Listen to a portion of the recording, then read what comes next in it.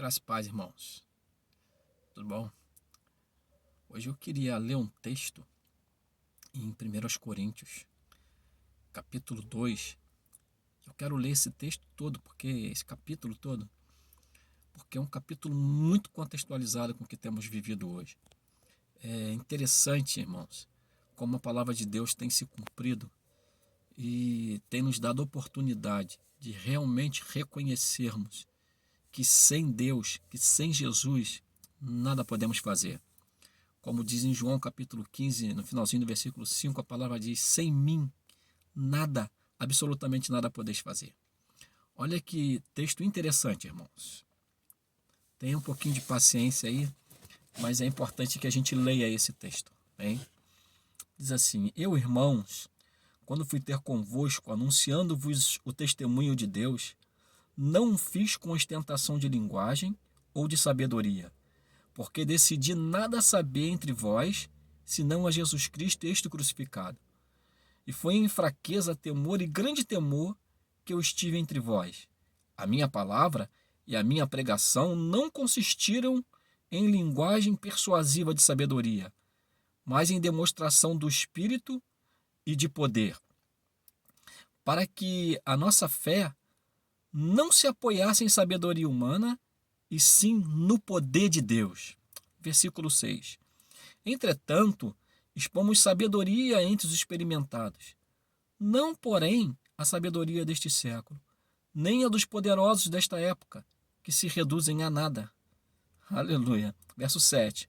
Mas falamos a sabedoria de Deus em mistério, outrora oculta, a qual Deus preordenou desde a eternidade para a nossa glória. Versículo 8. Sabedoria essa que nenhum dos poderosos deste século conheceu, porque se a tivessem conhecido, jamais teriam crucificado o Senhor da glória. Mas como está escrito, nem olhos viram, nem ouvidos ouviram, nem jamais penetrou em coração humano o que Deus tem preparado para aqueles que o amam. Verso 10. Mas Deus nolo revelou pelo Espírito, porque o Espírito a todas as coisas perscruta, até mesmo as profundezas de Deus. Porque qual dos homens sabe as coisas do homem, senão o seu próprio Espírito que nele está? Mas assim também as coisas de Deus. Ninguém as conhece, senão o Espírito de Deus. Ora, nós não temos recebido o Espírito do mundo, e sim o Espírito que vem de Deus, para que conheçamos o que por Deus nos foi dado gratuitamente. Disto também falamos, não em palavras ensinadas pela sabedoria humana, mas ensinadas pelo Espírito, conferindo coisas espirituais com espirituais. Versículo 14. Ora, o homem natural não aceita as coisas do Espírito de Deus, porque eles são loucura, e não pode entendê-las, porque elas se discernem espiritualmente. Porém, o homem espiritual julga todas as coisas, mas ele mesmo não é julgado por ninguém. Pois quem conheceu a mente do Senhor que o possa instruir? Nós, porém, temos a mente de Cristo. Que palavra tremenda, né, irmãos? Que palavra contextualizada com o momento que temos vivido.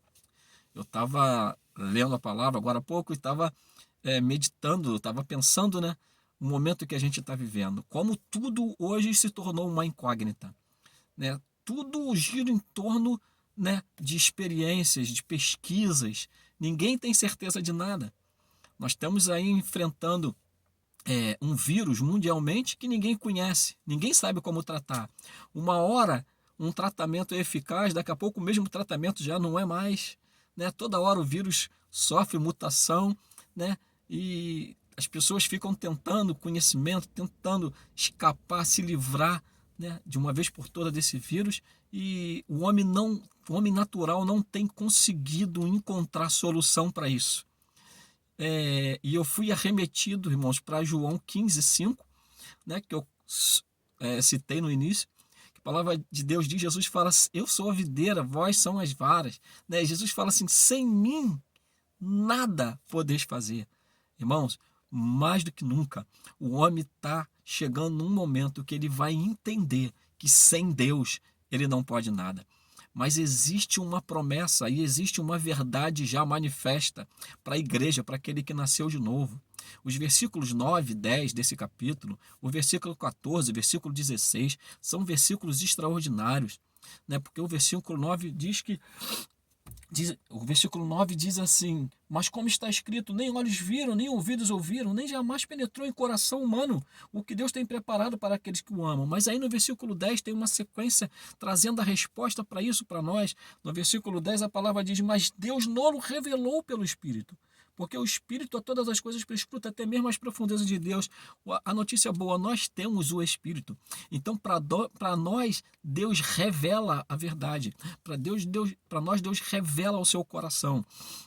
Versículo 14, também um versículo bem clássico que diz que o homem natural não entende as coisas do Espírito de Deus, porque elas são loucura, e não pode entendê-las porque elas se discernem espiritualmente. Irmãos, quem pode discernir o momento que estamos vivendo hoje? Quem pode discernir o que o mundo está passando hoje?